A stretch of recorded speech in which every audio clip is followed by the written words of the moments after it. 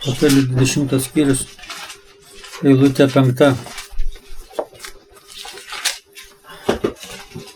Patarimas žmogaus širdyje yra kaip gilus vanduo.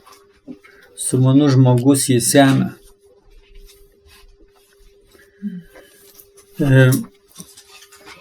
Jums yra tai buvę, kad jūs einate su kuo nors susitikti ir galvojat, o ką aš ten kalbėsiu? O ką aš ten pasakysiu? Ir tuščia galva atrodo. Bet paskui baigėsi tas susitikimas ir galvoju, wow, žinai, kokia tema išsirutuliavo. Bet iš tikrųjų tavo viduje yra labai daug lobių. Ir patarimas tavo širdyje yra labai gilus. Ir klausimas tik tai, kas paims ir išprovokuos ir atvers tą knygą ten viduj. Ten yra daug knygų. Tu gali kalbėti apie savo praeitį, gali kalbėti apie savo dabartį, gali kalbėti apie savo patirtį, apie savo išbandymus, apie daug ką gali kalbėti ir kokią knygą tau atvers. Ir kai atveria, tai čia žiūrėk, tas gilus vanduo ir sumanus žmogus išsemia iš tenai, iš labai giliai. Ir tu galvoji, wow, rimtai pas mane tokių dalykų buvo. Kiekvienas iš mūsų esame labai daug dalykų savo gyvenime patyrę ir padarė išvadas ir perėję per sunkias pamokas ir išbandymus. Ir jeigu kažkas tai išsėmė iš tenai, tu tada tik supranti, koks esi turtingas. Todėl, kada mes ar darbe, ar su kažkom tai, į ką mes investuojame, mes po truputį mėtom tos knygų pavadinimus, dažniausiai iš lempos, kažkokie. Dievas yra geras. Eini pro šalį, Dievas geras. Praėjai. Nei tema, nes niekas negali tokių žodžių net parinkti, jeigu jie yra pasauliečiai, jie net negali sugalvoti, ar Dievas yra geras. Nebent kodėl Dievas yra nesąžiningas, taip jie gali sugalvoti. Nes žūna ten kažkas kažkur. Jo, ir tu, mėtydamas tos kabaliukus, tu iš tikrųjų turi tas knygas viduje. Jo, ir jeigu kažkas tai nori semti, jisai paklausia, ką tu turi mane. Ir bam, tai atsidaro knyga. Šiaip šitie antradienio susirinkimai taip funkcionuoja. Jeigu jūs neturite klausimo jokio, jūs netverit jokios knygos. Ir kai netverit knygos, aš sėdžiu galvoju, tuščia. Šitas klausimas yra apie žmonės, kurie yra tikintis, arba išryškim, o kas nėra tikintis. O jeigu tu sergi ir sakai, Dieve, aš tikiu, kad tu mane pagydysi, tai klausimas yra, o jeigu nepagydys, ką tu jam pasakysi? Nes gyvenimas su Dievu, jisai nėra susijęs su gyvenimu su seniu šalčiu, kuris čia padarys viską, ką aš galvoju, kad turėtų padaryti. Gyvenimas su Dievu yra, kuomet man bus sunku, jis eis kartu ir man nepalengvės, bet jis eis kartu. Taip atrodo gyvenimas su Dievu. Kodėl nepalengvės? Gali palengvėti, bet jeigu nepalengvės, esmė, kad jis eis kartu. Gerai, jisai neišgydysim, tai sakysim, manęs nuo tos ligos, bet vis tiek man bus lengviau eiti su juo. Jo, bet esmė yra, bet jis eis kartu. Tai palengvės, reiškia, jeigu eis kartu. Žiūrint, į ką tu žiūri.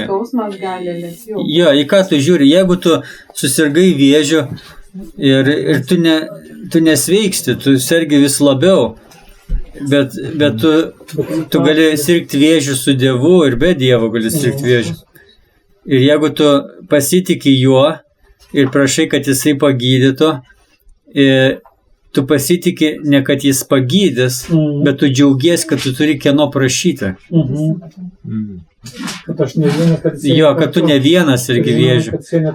Jo, ir jisai gali nepagydyti, ir gali viskas eiti blogyn, bet tu džiaugies, kad tu ne vienas tai darai.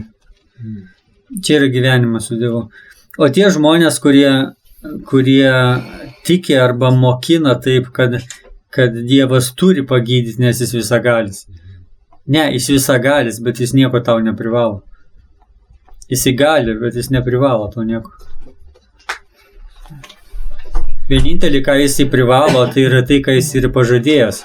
O jis pažadėjo tavęs niekada nepalikti ir neapleisti.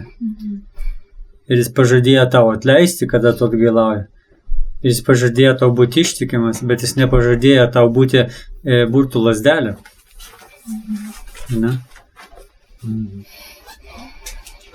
Žmonės labai dažnai evangelizuodami, jie prieina prie žmogaus ir jam žada. Sako, jeigu tu turėtum Dievą savo gyvenimą, viskas būtų kitaip. Ir žmogus iškart fantazuoja, viskas čia, kas čia būtų, žinai. Ir jie prisifantazuoja, klestėjimas jam būtų, supranti. Bet ne tas viskas. Tu būtum viskame, bet nebe vienas. Štai kas būtų viskas. Kitaip. Kitaip, kitaip, bet tik tai ne taip, kaip tas gali įsivaizduoti. Ja. Kitaip. Jeigu tu esi skolose ir tu įtikėjai, tu liksi skolose, ne? Bet tu ne vienas, tu pasitikėsi Dieve, duok man, nežinau, taupyti, uždirbti ar kažką tai, ir tu žengsi žingsnius, bet ne vienas tai darysi. Ar tu gali be Dievo tai daryti? Taip, irgi taupyti, žinai, eiti iš skolų, tu gali, bet tada vienas. Ir kai tu esi vienas, pati blogiausia bausmė, kokia tik tai gali būti, galima atsiversti apie blogiausią bausmę, kokia gali būti žmogui. Romiečiam 1 skyrius.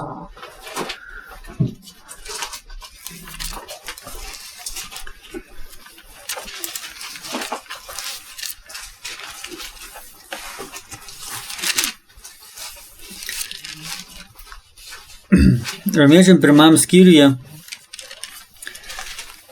žmonės jie nusigręžė nuo Dievo, jie tuščiai mąstydami, jų širdis aptemo, jie tapo kvaili ir taip toliau, bet Dievas jų dar nepaliko. Ir baisiausia, kas nutiko, yra 3 eilutės apie tai. 24 eilutė, Romiečiam 1 skyrius. Todėl Dievas per jų širdies geidulis atidavė juos. Ir čia yra baisiausia, jisai atidavė žmonės neskaistumui. Jisai paliko juos. Jisai paliko ne ta prasme, kad, žinai, jis pasakė, niekada nepaliksiu, neapleisiu.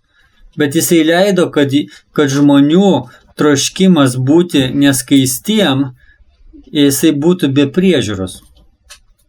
Norit būti neskaistus, 100 kartų jau manęs to prašyti. Ir Dievas sako, gerai. Ir bam. Ir jie tame neskaistume, jie yra vieniši. Jie yra malonume, bet jie yra vieniši. 26 eilutė. Todėl Dievas paliko juos gėdingo aistrų valiai. Jisai yra šalia, bet jisai nebesako, klausyk, ką tu darai. Tu vienišas tenai. Tu paliktas gėdingų aistrų valiai. 28 eilutė. Kadangi jie nesirūpino pažinti Dievą, tai Dievas leido jiems vadovautis netikusių išmanimų.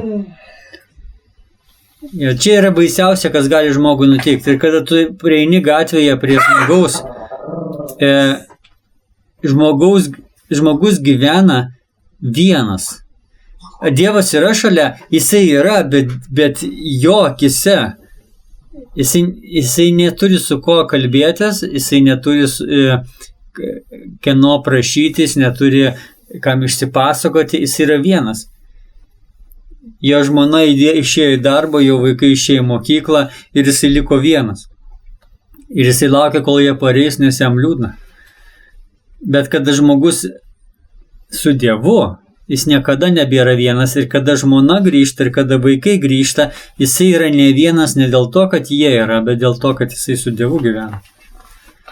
Ir tai labai svarbu. Žmogui nieko nėra blogiau, kaip likti vienam. Jisai yra sukurtas santykiams pastoviems. 24 valandas per parą. Ir tada žmonės, aplinkui žmonės yra tik tai, ką jie mato tavo rezultatą santykių su Dievu. Ir jeigu tu su Dievu žaidi kažkokį šlykštų žaidimą, Dieve tu esi, dabar tavęs nėra, darau kaip noriu. Tai žmonės į tave žiūrėdami, jie tai ir mato. Ir jie nenori su tavim bendrauti, nes tas šlykštus žaidimas jis yra tavo širdyje. Todėl svarbiausia, ko mes rūpinamės, tai santykiai su Dievu. Ar tenai mums yra gera. Ir jeigu tenai nėra gera, tai niekur nebus gera. Atsiverskim Morkaus 5 skyrių. Tai ką Renatas jisai klausia, ar man pasitikėti Dievu ir nepasitikėti mediciną, nes Dievu reikia pasitikėti, o medicina, nežinau, jei pasitikėsiu, gal Dievu nebepasitikėsiu. Ne? Ja. Psalmėse parašyta, pasitikėk viešpačiu visada. Ar ne? Bet tada gal mums nebereikia valgyti, nes mes pasitikim viešpačiu. Gal nebereikia miegoti, nes mes pasitikim viešpačiu. Dievas, jisai yra mūsų ramybė, jisai yra mūsų kartu einantis ir jisai yra duodantis mums išmintį ir toje išmintyje gali būti daug. Gali būti net ir reikia vaistus gerti, ne? Tai yra išmintis ir tai Dievo išmintis. Ir Morkaus, ačiū Justė, ką jinai pasidalino, jinai kalbėjo apie tai nėra kita tema, tai yra plačiau. Tu klausai, ar gerti vaistus, kai sergu. Justė klausė, ar man bandyti išlaikyti savo seną, įprastą gyvenimo būdą, kuomet Dievas bando jį pakeisti. Ir susirgti tai irgi yra pasikeisti gyvenimo būdą. Taip. Ir sakau, Dieve, nepakeisti gyvenimo būdą, išgydai ir aš toliau varau. Tai ta pati tema yra. Tik tai jinai kalba apie psichologiją, bet mes irgi turėtumėm kalbėti apie psichologiją. Viskas šioje žemėje yra Dievo įrankiai parodyti, koksai jisai nuostabus mūsų gyvenime. Ir jeigu įrankis yra sveikata, jisai naudos tai, jeigu įrankis yra karjera, jisai naudos tai, jis viską naudos, kad mes pažintumėm jį. Ir dabar Morkaus 5 skyrius, eilutė 25.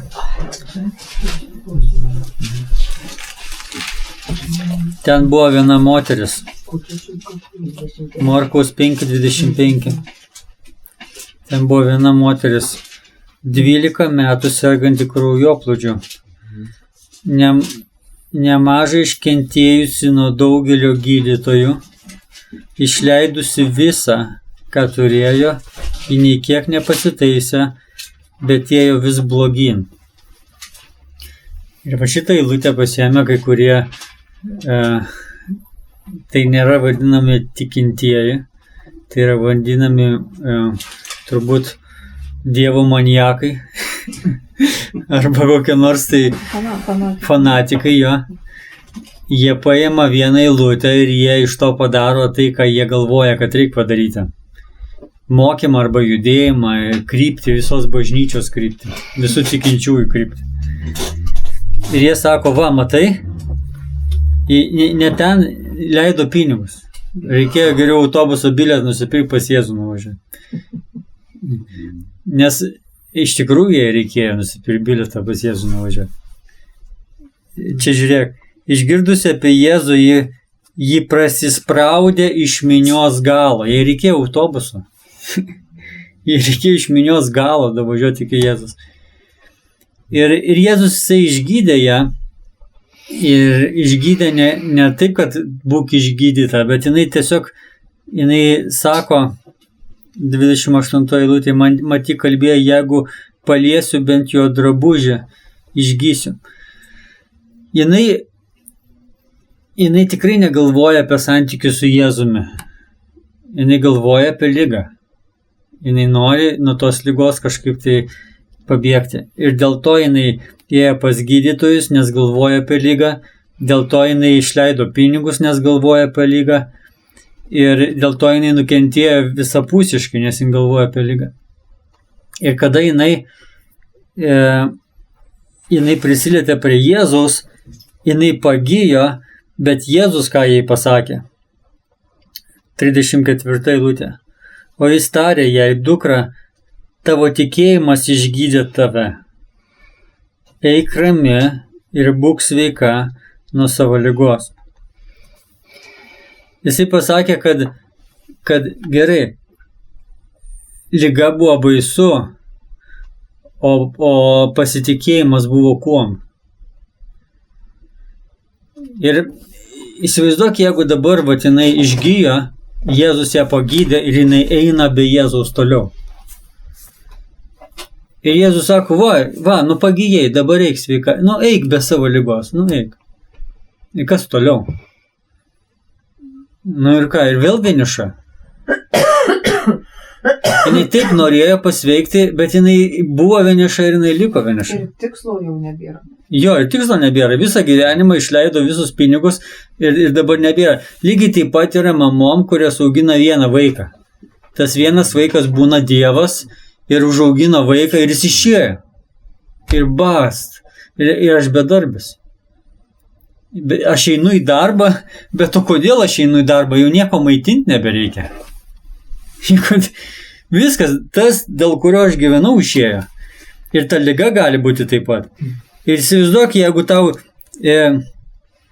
jeigu tavo troškimai turi tokį atsakymą, dukra, tavo troškimai išsipildė. Eik rami ir būk laiminga su savo troškimais. Išpildytais. Ir tu be Dievo. Ir tu buvai be Dievo, ir tu esi be Dievo, ir tu būsi be Dievo. Bet tai nėra džiaugsmo šaltinis, nesibaigiantis. Tai yra gyvenimo krizė. Gerai. Dabar kalbant apie vaistus, ar man reikia išleisti pinigus ant vaistų, ant ligos, ar man pasitikėti Dievu? Toks buvo klausimas. Man reikia būti su Dievu. Jeigu aš pasitikėsiu vaistais, aš būsiu kaip ta moteris. Jeigu mano tikslas bus pasveikti, aš būsiu kaip ta moteris. Bet kas šioje žemėje, ar tu gali išleisti pinigus ir nepasveikti, ir gali neišleisti pinigų ir nepasveikti. Koks bus skirtumas? Jokio, vis vien tu kaip ta moteris, tu be Dievo. Ir daug kas šioje žemėje yra tikintis dėl savo tikslų. Jie nėra tikintis dėl to, kad su Dievu jiem gera. Jie nori, kad jisai ateitų ir duotų jiems, ką jie nori. Bet apie tą moterį pasakyta, dukra, tavo tikėjimas išgydė tave. Reiškia, jinai įtikėjo, pasitikėjo. Ir aš nemanau, kad jinai pasakė, mano tikslas pasiektas, ačiū, viso gero. Nemanau, kad tai pasakė. Jinai čia ir pasiliko. Jeigu jinai pasiliko, tai tada jinai turi dėl ko gyventi. Taip. Nes čia labai aiškiai pasakyta, kad šita dukra... jeigu jinai pasiliko, jinai turi dėl ko gyventi. Nes aš pats sako, tavo tikėjimas išgydė. Yra žmonės, kurie yra, jeigu jiems blogai, tada jie ateina pas Dievą. Jeigu nebe blogai, jie nebeateina. Yra kita kategorija, jeigu jiems gerai, tada jie ateina pas Dievą. Jeigu blogai, jie neteina, nes, ką aš tenai apsipazorinsiu, ne? Ir žmonės cirkininkai. Bet Dievas sako, pasitikėkite manim visais laikais. Ir taip mes turime smegenis. Pavyzdžiui, aš galvoju, jeigu aš susirgčiau vėžiu, ką aš daryčiau? Man siūlytų daktarai chemioterapiją, švitinimus visokius. Ir aš netikiu tam. Aš asmeniškai netikiu tam. Gerai. Ar aš sakyčiau gerai, švitinkit. Dievu pasitikiu. Ne, aš Dievu pasitikiu, bet manęs nešvitinkit. Bet jeigu kažkas tai yra, tarkim, ar nuo skausmo vaistus aš naudosiu. Tai jau kai visai jau nebepakęsiu, tada jau naudosiu. Aš gulėjau ligoninį, man padarė operaciją, pjovė šičia plauti šone ir ten tokius kaip narkotikus davė, kad neskaudėtų. Ir aš guliu, sako, ką, leidžiam? Nesakau, mane skauda, nuo skausmo. Neskauda tau, gerai. Jie žino, kad jeigu neleis kažkiek valandų, tai praeina dar porą valandų vėliau ir tau pradės skaudėti. Ir sako, gerai, neleidžiam, kaip tu nori, bet čia yra mygtukas. Pasinaudoja tą mygtuką, ne? Jo. Ir aš tada praėjo dar 2, man atrodo, dar 3 valandas naktį, galvoju, žinai, jau pareina. Galvoju, tiek to, žinai, paspaudžiu tą mygtuką, suleido. Gerai, yra riba kažkur tai, yra išmintis kažkokia tai. Bet mums reikia būti Dievo vedami, mesgi su juo gyvenam. Nebūkite nusistatę prieš mediciną, nebūkite nusistatę ypač prieš liaudės mediciną. Ten žmonės gavo išminties iš Dievo tenai. Mes galim nemėgti tablečių, galim nemėgti chemijos kažkokios tai, bet Dievas visiems davė išminties tenai. Ir yra daug dalykų ir blogų tenai, bet yra ir gerų. Dieve, vesk mane. Kada jūs nueinate į parduotuvę ir stovite kečupo skyriuje, tenai yra 100 skirtingų pasirinkimų. Jūs turite kelis pasirinkimus, iš tikrųjų. Vienas iš jų skaityk viską, kas parašyta. Tai maždaug už savaitės gal ir nusipirksi, jeigu dar atsiminsi, ką skaitai pradžiai. Jo, arba gali sakyti, Dieve, aš atėjau su tavimi tą kečupo skyrių, vesk mane. Užsimerk, vesk mane. Ir žinot, kokią aš turiu vedimą iš Dievo kečupo skyrių? Aš žiūriu ir man nėra skanu, neskanu. Aš žiūriu, vaikiškas. Tai bus vaikas. Čia vaikiškas. Vaikam nedės kažką. Čia vaikiškas. Aš esu Dieve. Aš tavo vaikas, tu man kečupą vaikišką. Ir visi, aš pasiėmiau, ir visi. Ir Dieve vesk mane, ir jisai sako vaikiškas. Ačiū Dieve. Kiek metų jau, ne? Vaikiškas, mes perkam vaikišką. O paskui vieną dieną galvoju paskaitysiu, kas ten parašyta.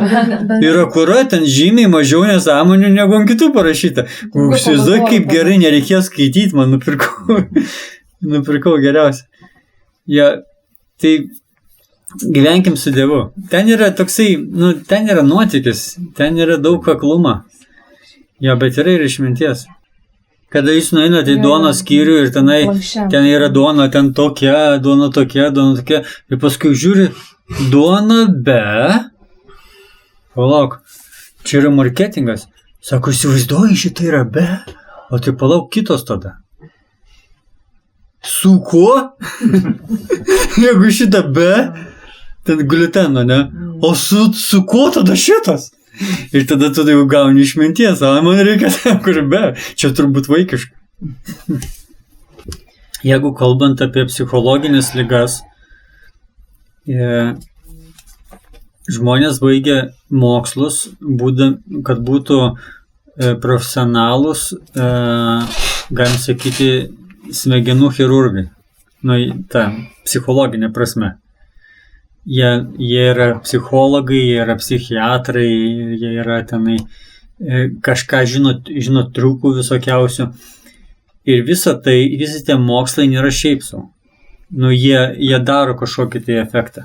Taip? Ir jie gali tenai iškasti kažką tai, ir jie gali tenai nuvesti iki tam tikrų paslapčių, kurios svarbu sužinoti tam, kad suprastum, kas ir kodėl vyksta ir taip toliau. Bet visos ligos kyla nuo iškrypusios širdies troškimų. Žmonės myli nuodėmę, žmonės yra egoistai, žmonės yra savanaudžiai, žmonės yra susvetimėję, žmonės yra akiplėšos. Tenai yra visų ligų priežastis. Ir tai, ką psichologai ir psichiatrai jie daro, viskas gerai, tegu jie taip daro, bet jeigu tu ateini pas biblinį psichologą, jisai tau pasakys per pirmą akimirką, tu esi sugedęs nuo viršaus iki apačios. Ir tau gali tai nepatikti, bet tai yra tiesa. Ir kol tu to nepripažinsi, tol tu gali pas psichologus ir psichiatrus eiti tais visais keliukais. Ir tais keliukais taip, tu eisi teisinga linkme. Bet jeigu tu eisi pas biblinį psichologą, tenais tau pasakys, be Dievo, be mąstymo su Dievu ir be gyvenimo jo akivaizdoj tau šakės. Ir viso, ir seansas baigtas. Ir jeigu tu pasitiki psichologinių ligų ekspertais, tai tu gali ten keliauti, bet ar nebaigsis tom, kad tu tenai amžinai keliausi. Ir taip jie gydys tave. Bet jie yra žmonės, kurie nori tavęs nesužeisti, neprarasti, nori tavo dėmesį išlaikyti. Jie daug ką tenai nori padaryti. Neprarasti šitą. Jo, kažkas nori uždirbti, ar ne? Bet nebūtinai. Gali mylėti tave ir taip toliau. Ir tai viskas gerai, bet kai tu ateini pas Dievą ir jis sako, aš esu tiesa. Ir jeigu tai nepatinka tau, aš vis viena esu tiesa.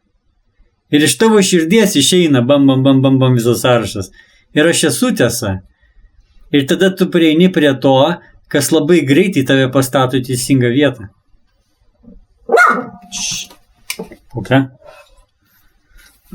Aš nesu prieš psichologus ir psichiatrus ir jie yra Dievo duoti ir Dievo apmokyti, viskas tvarkoj, bet Dievas yra geriausias mūsų psichologas ir psichiatras.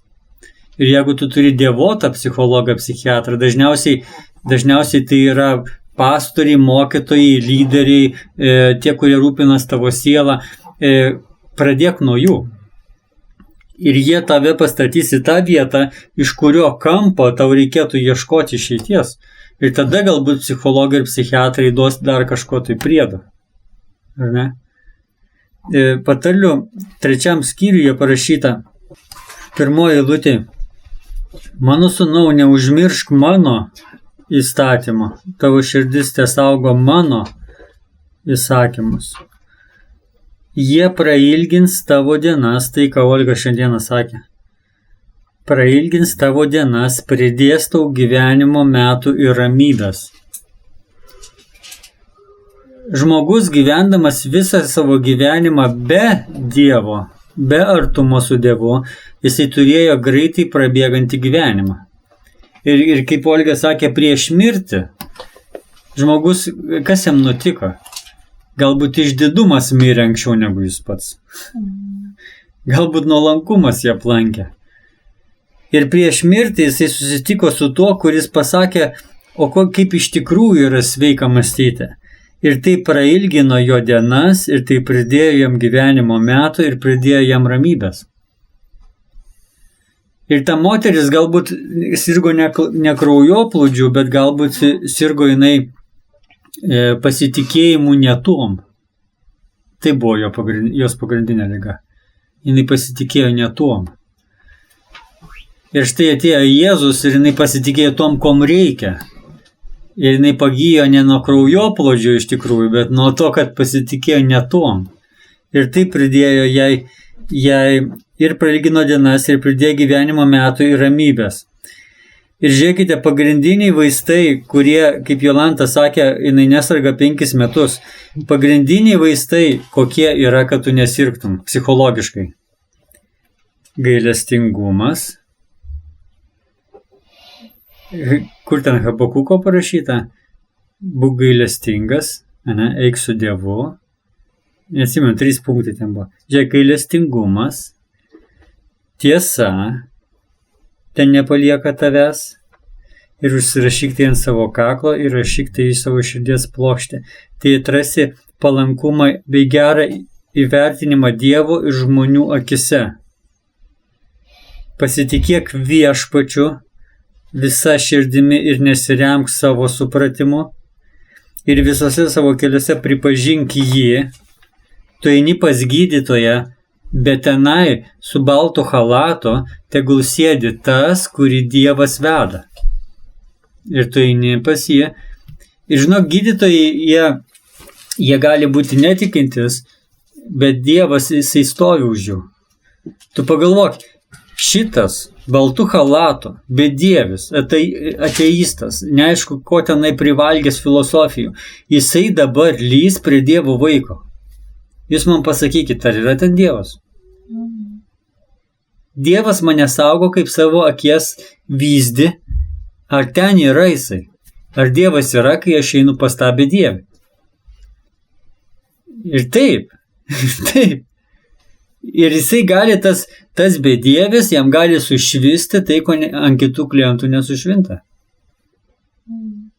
Ir jisai visiems išrašo va šitą, bet tu atėjai ir jam kita diena šiandien. Nes Dievas stovi už to. Ir tau išrašys visai kitus dalykus. Jiem išrašo kažkokius tai nuodus, kad tu dar labiau sirgtum, o tau išrašys mankštą. Ir tu sakai, man reikės kažką daryti. Nu taip. Būk Dievo vedamas, daryk tą mankštą. Dievas išrašė tau mankštą, ar ne? Bet aš noriu būti gailestingas, aš noriu priimti gailestingumą, aš noriu, kad gailestingumu kvepuočiau. Ir aš noriu, kad Dievo tiesa mane vestų ir kontroliuotų ir pastatytų mane į vietą. Tai yra geriausi vaistai, kad aš niekada nesirgčiau. Ir taip pat bijoti Viešpaties ir nepasitikėti savimi. Yra Biblijai parašyta, man atrodo, Romiečiams 14, ten paskutinė eilutė. Ir tenai sako, kas elgiasi ne pagal įsitikinimą, tas nusideda. Ar? Gerai, mano įsitikinimas yra, kad visur gydytojai yra apgavikai. Ok. Ir dabar pasitikėk savo išmintimi ir mirk. Taip? Lauksiu greitosios. Ja, o gal tegul tavo įsitikinimai būna koreguojami Dievo. Ir tu sakai, man skausmo nereikia. Mygtukas yra čia, reikės man to mygtuko 100 metų. Ir paskui, žiūrėk, tavo įsitikinimų už 2 valandų pasikeičia. Kur tas mygtukas? Ne? Ir šiaip tai aš tenai, atsimenu, guliu tai ligonį jau skauda naktį, tenai naktį nebėra veiksmo jokio, tenai būdinti kažkur miega, turbūt gan ten dar. Ir aš galvoju, galvėje. Ir nieks manęs negirdi, žinai. Bet aš nesu tas, kuris gailiuosi dėl to, ką padariau. Aš norėjau, kad man neleistų, bet aš jau noriu, kad leistų tos vaistus. Aš nebuvau durnas atsisakęs, aš gerą eksperimentą darau. Ir aš negaliu šaukti, nes man, suprantat, man plautis buvo perpjautas. Man bet koks garsesnis žodis man pjauna šičia. Dievas mygtuką. Ir trūksta kito mygtuko, ten truputį. Jo, ir aš paspaudžiau tą mygtuką ir jinai atėjo, galvoju, kaip gerai, nereikiau kol plyštų. Kaip angelas. O jinai tokia apsimegojus, nu ką, drąsuolė. Aš galvoju, viskas gerai, taip kaip sakėt yra. Viskas gerai. Tikrinau jūs. Man sako, geriau būtum netikrins, būčiau užsimegojus. Ja. Okay. Gyvenimas yra pilnas visko. Mes turime demonų armijas, kurios yra ore, kurios turime riaumojantį liūdą, kuris nori mus suvalgyti, mes turim daug apgavyščio aplinkui mus, klastingų kelių ir taip toliau, ir mes sakom, mes negalim jais pasitikėti. Bet kada mes einam su Dievu, jisai gali padaryti taip. Žiūrėkite, atsiversi Psalmę 91.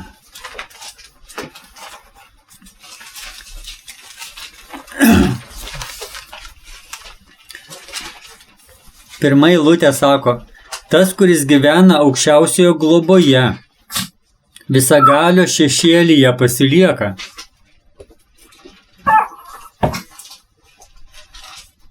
Jisai pasilieka visagalio šešėlyje. Ir dabar kas jam būna?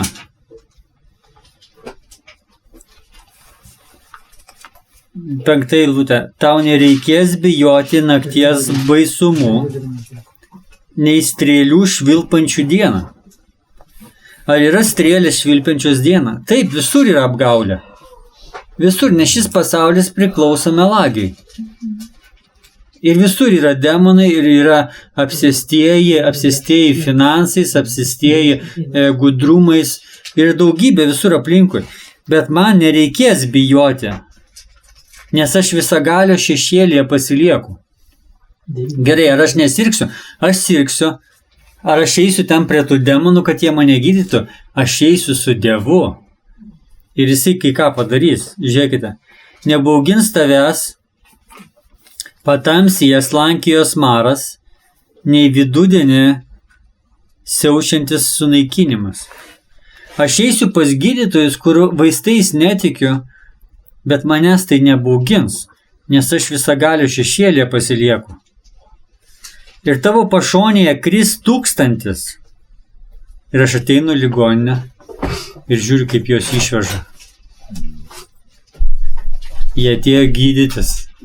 Ir jos išveža. Kita mašina. Ne ta, kuri į ligoninę veža, kuri iš ligoninės veža. Jos išveža. Ir aš ateinu. Ir mane išveš ar ne? Ir jos veža urmų. Bet aš einu su Dievu ir sakau, jeigu tu mane ir nužudytum, aš tavim pasitikėsiu. Ir čia sako, kad tavo pašonėje kris 1000 ir 10 000 tavo dešinėje, bet tai nepriartės prie tavęs. Tie, kurie senelių namuose dirba, tie, kurie prižiūri tos, kurie gyvena paskutinės dienas, jie pasakoja apie žmonės paskutinę akimirką, kaip atrodo jų veido išraiška. Esate girdėję apie tai? Vienų veido išraiška atrodo, kad jie iš tikrųjų su demonu susitiko. Ir jie mirė taip. Aš nesijokiu, bet jie mato tai. O kitų veido išraiška atrodo, lyg su angelu susitiko.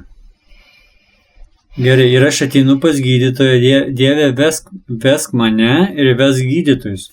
Ką aš turiu jiems sakyti, ką jie turi man sakyti.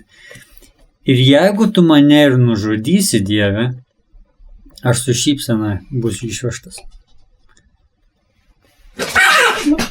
Bet Dievas žino, kiek man numatyta dienų ir aš negaliu to pakeisti. Aš negaliu prailginti, negaliu sutrumpinti. Ir aš pasitikiu juo.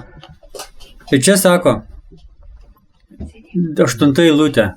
Tu savo akimis tai stebėsi ir matysi nedorelių atlyginimą, nes tu pasidarai viešpatį savo priebėgą aukščiausiai į savo buveinę.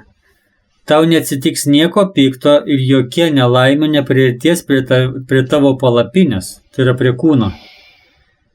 Jis įsakys savo angelams saugoti tave visose keliuose. Tarp kitko, tas žodis visose keliuose, jisai yra vieno žodelio čia trūksta. Visose keliuose su Dievu. Ja. Ne visose tavo keliuose su Dievu. Ir nebijokite numirti, jeigu jūs mirdami šypsositės. Bet jeigu jūs mirdami, durnas buvau, kad aš čia atėjau. Ne, tu atėjai su Dievu ir jeigu jis mane ir nužudys.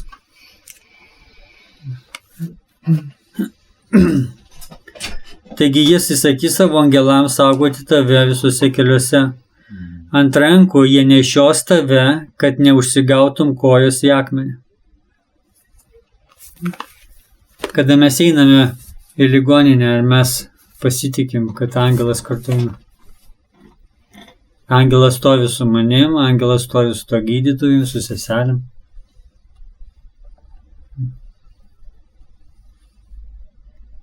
Kada aš į tą ligoninę pakliuvau ir tenai man operavo tą plautę ir mano palatai kartu gulėjo, sako, tu davei kyšį savo nugydyti. Aš sakau, tai ne, tai negydys.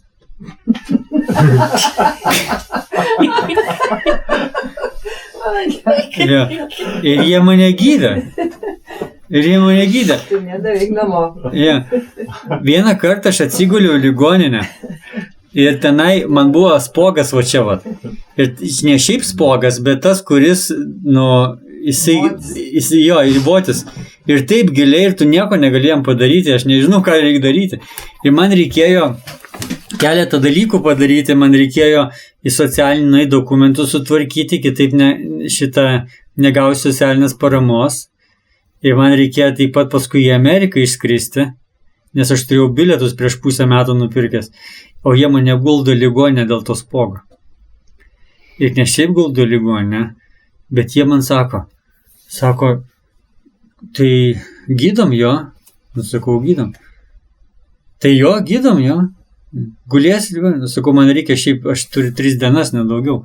Ai, ne, čia bus ilgiau, ir taip suka ratais, sukas. Ir aš sakau, bet man reikės, žinai, aš negaliu, man būtina, aš turiu taloną. Ir man į Ameriką turi reikia skristi. Ir jie suko ratais, ir žinai, ką jie spaudė man tavoti ryte, per pietus ir vakare, ir jie man pasakė, nuskausminamųjų tokiai vietai nėra. Aš galvoju, geras, visur yra, ten nėra. Ir jie norėjo to kyšio, nes kitiem tai nuskausminamieji yra, man tik tai nėra. Ja, ir gerai, Dieve, ką man, žinai, čia tavo doktorai, ne mano. Ir aš tam to ligoniniai buvau ir tas socialinį nespėjau sutvarkyti dokumentų, bet, gerai, nespėjau, tai reiškia labai blogai, ne? Bet dabar Amerika artėja, bus dar blogiau. Užmokėjai prieš pusę metų bilietą, ten, nežinau, kiek ten tų 600-700 eurų, ir dabar nuplauks visą tai, nes, į lėktuvą pavėlavai ir visą gerą. Ir galutiniam rezultate jie kankino mane, jie spaudė tą spuogą, jie sakė, jeigu tu išeisi šičia iš ligoninės, mes už tai nebeatsakom, tu jau atgal nebegrįši, jie gąsdina mane. Tai. Okei, žinai, spaudė ir spėka, jie išrašė mane tą dieną, kur ant rytaus turėjau varyti Ameriką. Ir jie užklijavo pleistrą, sakau, aš išeinu viską, užklijavo pleistrą ir ta votis jinai pagyjo tą dieną. Jie kankino, užklijavo pleistrą ir iš tikrųjų nebeliko. Ir nors jie sako, tu turi dar gulėti kažkiek tai dienų. Ir aš išvažiavau Ameriką ir tas pleistras, kaip ten buvo, aš nuklijavau ir jau tenai viskas, jau pagyja buvo. Socialinis, į kurį nespėjau, pasirodo, kad jie tenai patys dar kažką turėjo nuspręsti, dėl to atkėlė mano talono, kad po Amerikos ateičiau. Tai yra, jie viskas sutvarkė, o aš gulėdamas ligoninėje galiu panikuoti. Socialinė nebus, Amerikos nebus, spogų nuskausminamųjų nėra.